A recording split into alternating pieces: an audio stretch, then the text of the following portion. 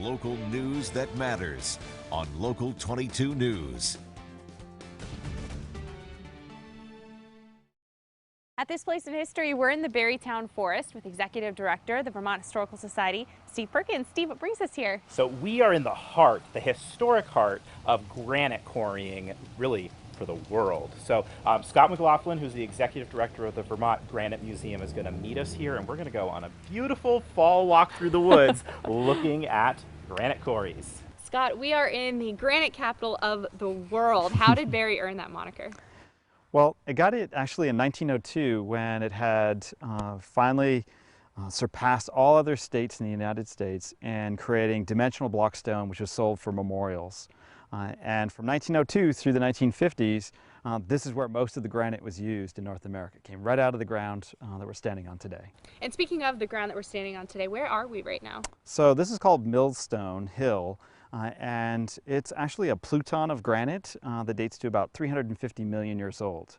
And it's been exposed over the last 100,000 years by glaciation.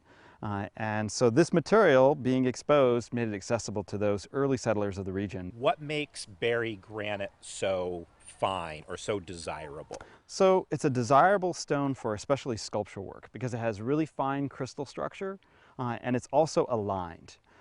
And that alignment is important to be able to predict how it's going to split and what you're going to get out of it when you start working it. So this is called a grout pile. It's the waste material from just a couple of quarries that are just on the opposite side.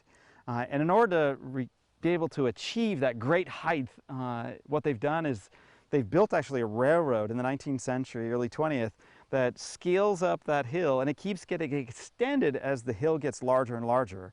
And each of the cars of granite, of waste material that's hauled up there, it's then dumped either sideways or on the end, and it just keeps growing and growing. As you can see, it threatens the houses that are below because of its grand size.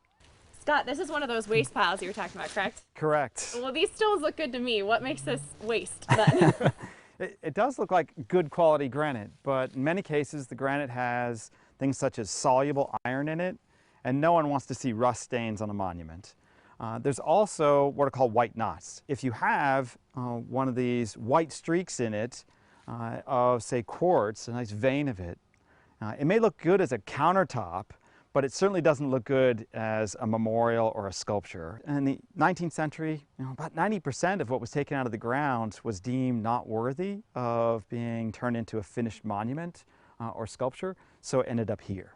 Is there a use for this today? The granite companies, any of their waste product generally goes to Northeast Materials Group, which is up here on the hill, and they crush it. They turn it into an aggregate. And that aggregate material might be found on your driveway, or as you're driving down any highway, look off to the side, it might be granite all along the side of it. So it serves as a really good base for roads. All of our railroads in the state of Vermont, they all have ballast material made out of granite underneath those rails and ties. Steve, there is so much here. I feel like we've just scratched the surface.